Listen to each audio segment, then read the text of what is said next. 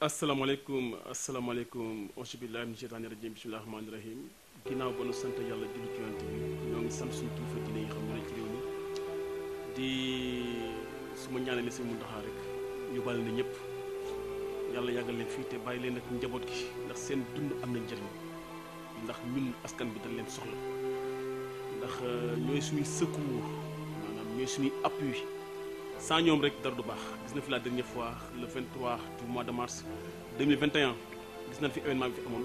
ba mu demee ba dara ëpp loxo sëñ Mountakha Bassirou dafa wax ñëpp teg lépp ci suuf moo tax nañ leen fonk weg leen xam ni ñoom ñooy suñuy protection di wax rek ngeen abonné ci MEF7 TV te like les vidéos di commenter parce que loolu mooy tax ñu gën di am le courage da ngeen ñu dooleel daal da ngeen ñu dooleel waaw dañu bëgg ngeen dooleel ñu di commenter suñuy vidéo di liker les vidéos di view les vidéos ndax ñu mën a atteindre suñu objectif parce que dañu bëgg a liggéey pour suñu réew parce que ñun dara ñoruñu lu Sénégal dara ñoruma lu dul la peau noire l'africain moo tax à chaque fois parfois su ma gisee yenn vidéo yi sama xol bi dafay naqari la dernière fois li ci mujj moom mooy affaire Ukraine bi ñu doon maltraiter les Africains affaire Ukraine bi la guerre de la Russie ak Ukraine ba ñuy évacuer les étrangers gis nañ ñu doon maltraiter les Africains gis nañ li xew-xew yi nga xam mooy am en Afrique on parle de terrorisme dans le Sahel avec l'opération Barkhane des Français 5000 et quelques militaires nekk sur les lieux pendant des années n'empêche que tout le temps il y a des meurtres il y a de la violence di rey nit ñi ñuul di rey les civils les villageois dëkk yi nga xam ñoo nekk à la frontière africains yi di subir les mêmes causes les mêmes conséquences à chaque fois maanaam di dund loo xam ne dafa métti boo demee Centrafrique gis nañ fi les Balaka ak ñi nga xam ne ñooy les musulmans et les chrétiens am na lu leen tuddee les Balaka et les je ne sais pas ni ñuy reyante avec de l'arme blanche ñi yor ay jaas yi tubaab yi dem sur les lieux def ay reportages def ay documentaires. 4 mois, ces villageois survivent en se nourrissant de fruits et de racines. Ils sont sans doute des dizaines de milliers cachés dans les forêts. di wane le comportement des Africains boo demee au Centrafrique nga fekk fa les deux camps adversaires muy les Balaka ak ñeneen ñi quoi les musulmans et les chrétiens fexe nañ ba jaxase leen ba nga xam ni ñu nekk les ennemis les purs ennemis. La plupart de ces déplacés sont à bout.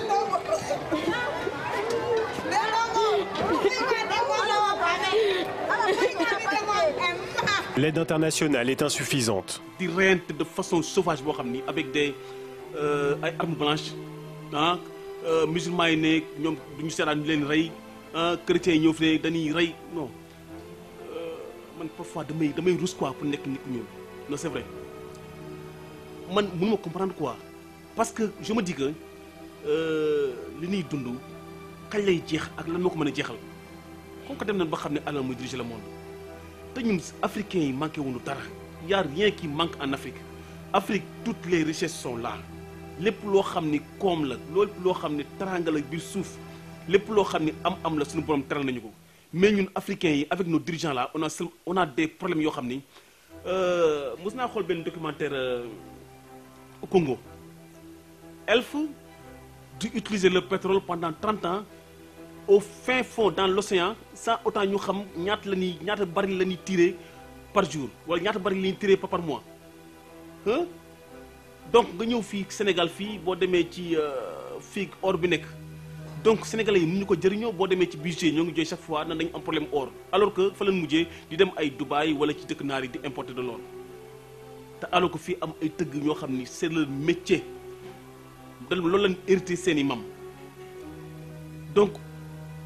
ak yeneen comme si ñun dañu am problème boo xam ni nos dirigeants là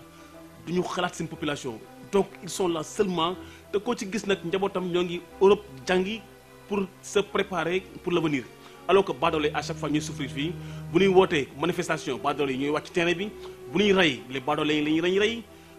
les politiciens bu ñuy wàcc ci terrain bi duñu ànd ak seen i doom ñu ñooy xeex ñooy rey suñu bopp ñooy xaru donc alors que tey ma xëy un bon jour rek le matin en Espagne ñi ñuy wan donc les jeunes africains massacrés comme ça nii rey leen comme ça nii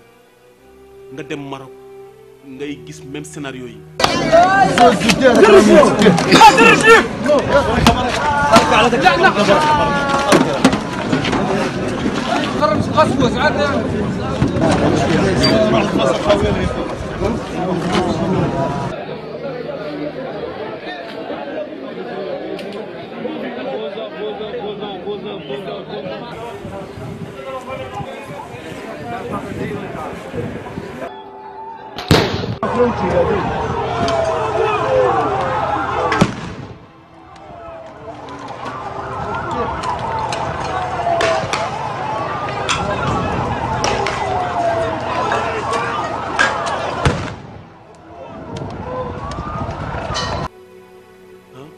Libye la dernière fois avec les Africains,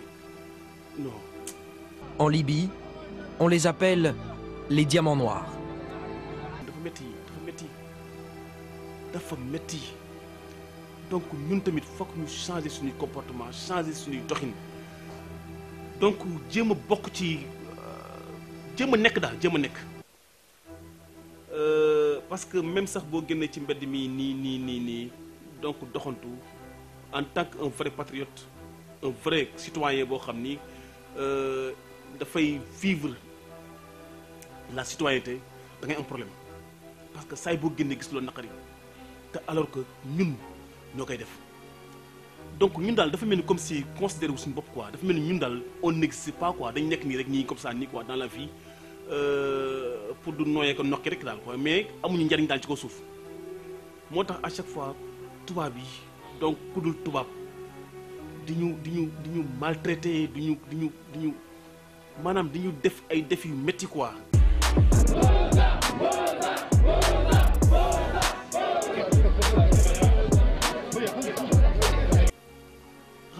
léegi-léeg nga gis jigéen ñoo xam ni wala yee góor yoo xam ni ku ci am as tur rek bëgg a transformer sa bopp en tubaab alors que ñi nga bëgg a doon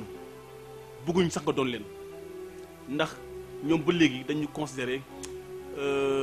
la race inférieure maanaam nit ku ñuul tekkiwul dara parce que on a des problèmes avec nous avec suñu bopp ñun dañu am problème moo tax li am Barça la dernière fois Barcelone mu am li am Maroc récemment mu am li am Libye mu am li am dëkk naar yi mu am parce que considéré suñu bopp léegi nag nan la ñu mën a respecter il faut que ñu jël la position du Rwanda jéem a wane ñun l'image qu'il faut maanaam au niveau international cela veut dire que une bonne gouvernance un pays bien organisé un pays démocrate un pays civique loolu tant que defuñu ko ñi ñuy dund nii duñ ci jug mukk duñ ci mës a jug te duñ ñu mës a respecté loolu nag liggéey bi kenn rek moo ko mën a def wala ñenn rek ñoo ko mën a def mooy ñi nga xam ñoo ñuy jiite cri de cœur la foog ma wax parce que léeg-léeg su may gis yenn yi ni may naqare noonu lay naqare ñeneen ñi li may wax chaque fois rek man maa am possibilité wax mais ku jotoon micro tey di nga wax lu naqari dafa métti quoi dafa métti c'est un peu difficile c'est dur kañ lay jeex vous les gouvernants li kañ lay jeex vous les gouvernants africains li kañ lay jeex tubaab bi à chaque fois dañuy manipuler chaque fois dañuy fooye comme ay xale gis nañ fi Thomas Sankara ak Blaise Compaoré jaxas na leen ba Blaise Compaoré rey Thomas Sankara 45 ans après ñu naan dañuy def jugement Patrice Lumumba récemment rek lañu andi une dent de Patrice Lumumba ñu andi son cercueil alors que ba ko tubaab bi reyee parce que révolutionnaire la bañkat la il voulait l'indépendance et le respect mutuel ñu rey ko au Katanga dëkk bi nga xam ni moo gënoon riche au Congo ba pare ñu dóor ko ci acide daggate ko dóor ko ci acide ba pare lakk ko ñu andi ñu une dent de Patrice Lumumba ak yeneen mais doy na ça suffit doy na non doy na quoi doy na nañu respecté suñu bopp quoi fii ak nag ñoo ngi bañ di liggéey di nekk ay baadoo la tubaab bi dañuy féete kaw wallaahi fii ak ñoo ngi continuer di bëgg a doon baadoo la tubaab bi à chaque fois ñuy féete kaw chinois yi ñoo ngi ñëw di investir sur les autoroutes les infrastructures ay stade ay tali ay marché nangam ak nangam en échange lan la ñuy yóbbul c'est la nouvelle colonisation boo demee au centre de l'Afrique yenn dëkk yi ay Cameroun boo demee ay Kenya Éthiopie Érythrée ñoo ngi fay instaurer seen culture di jàngal nit ñi langue chinoise leen jàngal les écrits chinois mais kañ lay jeex kañ la Russie mi ngi ñëw pour protéger les Africains c'est vrai parce que Russie ak les Européens gis nga seen safara ak ndox la duñ laale parce que Russie dañu gëm seen bopp mais n'empêche que il ne faut pas ñu recoloniser l'Afrique par d'autres puissants dañ toll ci dans un monde gagnant-gagnant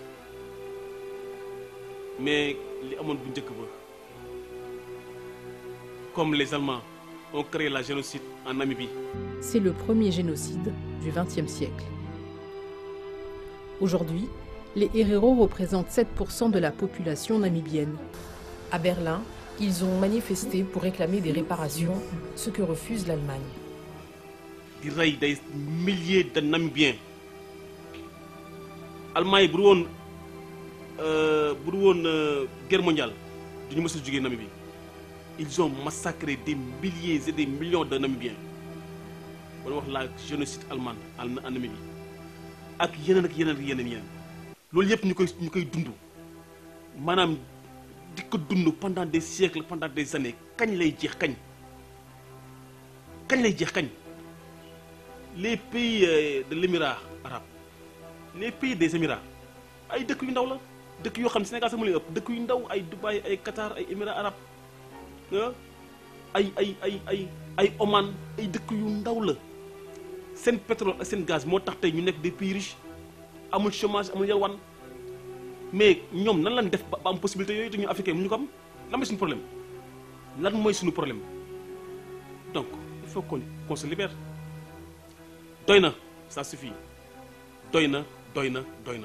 abonné leen chaîne MEF7 TV